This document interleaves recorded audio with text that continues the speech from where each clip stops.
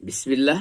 ये एक छोटी सी किताब जिसका नाम है तहारत और सलात की मुख्तसर अहकाम, और आज है लेसन नंबर 6, वजू को तोड़ने वाली चीजें।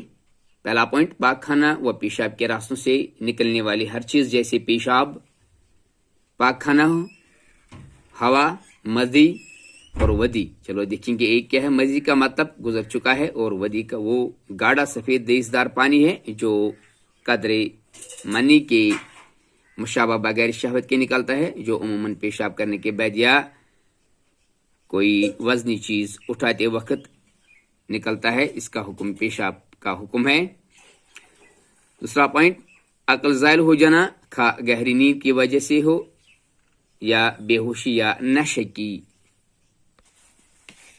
वजह से हो। तीसरा पॉइंट, हाथ से शर्मगाह छूना। चौथा पॉइंट, ऊंट का गोश्त खाना। यहाँ पर लिखा है चौथा,